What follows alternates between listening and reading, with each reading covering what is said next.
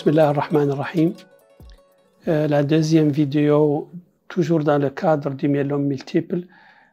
Ça y est, la première vidéo était une brève introduction à le myélome ou sa pathogénèse. Cette fois-ci, on va parler d'une autre variété من الميلوم والله un autre aspect داخل في إطار الميلوم هو les gammopathies. particulièrement les gammopathies monoclonales. تعرفوا إنه هو من نفسه اللي هو الميلوم. C'est une gammopathie monoclonale. Ou par gammopathie monoclonale, on veut dire une production par les plasmocytes d'une gamma-globuline. وهي la gamma-globuline عندها une particularité elle est monoclonale. Monoclonale معناها elle est produite par un seul clone plasmocytaire. Et donc vous aurez la même immunoglobuline. وهذه l'immunoglobuline, elle est monoclonale, on peut la trouver dans plusieurs entités pathologiques. أشهر واحد منهم bien sûr هو le myélome multiple. Alors on verra, il y a plusieurs autres entités qui peuvent être associées à une gammopathie monoclonale. Ou juste pour plus de clarté, les gamma-globulines, نوع من les protéines, immigrent vers la zone des gamma-globulines et نتعدلوا une électrophorèse des protéines sériques.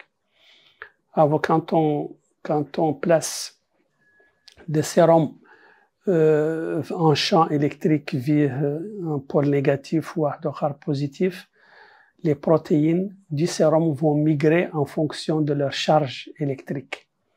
Et donc, vous aurez différentes migrations qui permettent de classer les différentes protéines, ou l'électrophorèse des protéines sériques. Donc, le schéma habituel d'une électrophorèse des protéines sériques, يعود فيه l'albumine émigrée en premier avec du l'alpha 1 ou l'alpha 2, le bêta 1 ou le bêta 2 ou le gamma. Le gamma en tout cas la situation normale, يعود des gamma-globulines polyclonales parce qu'ils sont produites, les gamma-globulines, par plusieurs variétés, plusieurs clones les plasmocytes avant. Et donc, lorsqu'on a une production d'un seul clone, la production d'une immunoglobuline par un seul clone plasmocytaire, on va donc dire que c'est une gammopathie monoclonale. Ou un aspect caractéristique de l'électrophorèse des protéines sériques sous forme de pics au niveau des gamma. Au lieu de le gamma sous forme d'un dôme, il y a un pic. وهذا le pic c'est بوبو une واحدة من les immunoglobulines produites par un seul clone plasmocytaire هو اللي عدلها إلى gammopathie. Donc les gammopathies monoclonales, ce sont donc, on peut les trouver donc dans différentes pathologies. أشهر واحد منهم هو le myélome multiple symptomatique. Ou par myélome multiple symptomatique, on veut dire il y a une prolifération plasmocytaire significative. Significative معناها أنها au niveau de la moelle تزيد على 10% من les éléments figurés de la moelle.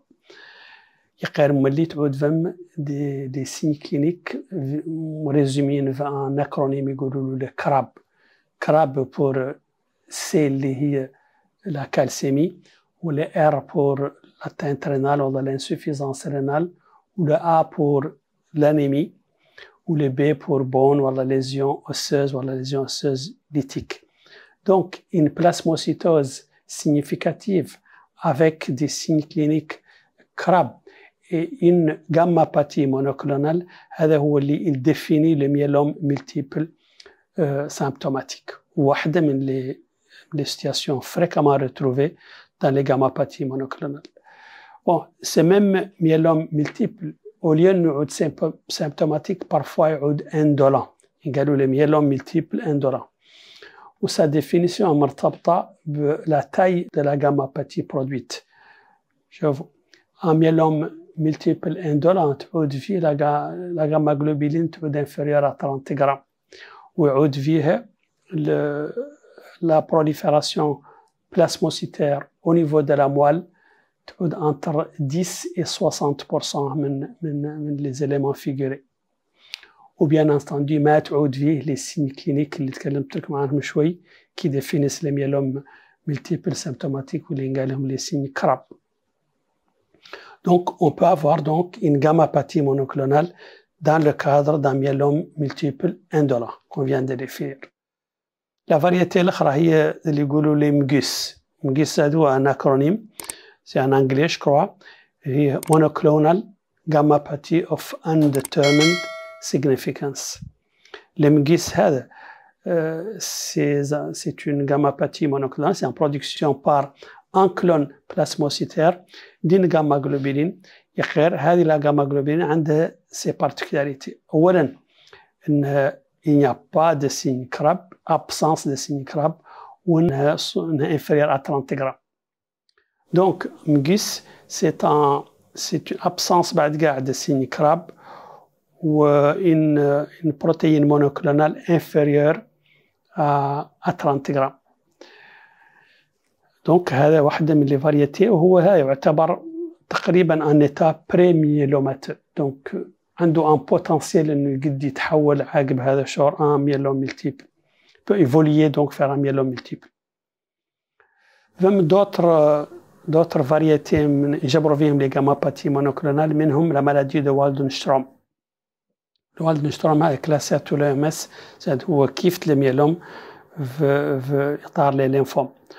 Donc, il y a le lymphoplasmocytaire. Parce que la cellule, le plasmocyte, il sécrète l'immunoglobulines. Il a un aspect de lymphocyte et un aspect de plasmocyte. Le lymphome, donc, lymphoplasmocytaire, la maladie de Waldenstrom. C'est la maladie via une gammapathie monoclonale. Il y a la gamma-globuline de type M. D'autres variétés aussi, d'autres entités avant clinique,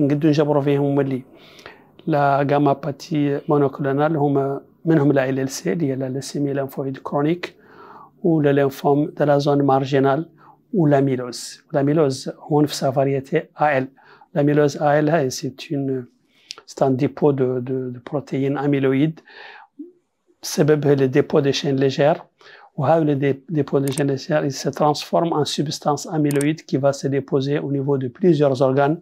Parmi ces organes, il y a le rein, ou le foie, ou le cœur, la teinte périphérique des nerfs. Donc, ce sont les différentes entités qui sont en une gammapathie monoclonale. Chaque fois donc qu'on découvre sur une électrophorèse ou une immunofixation une gammapathie monoclonale, on doit bien entendu chercher en priorité les myélomes multiples symptomatiques. On doit chercher les myélomes indolents, les MGUS, la maladie de Waldenstrom, la LLC ou le lymphome de la zone marginale et l'amylose finalement.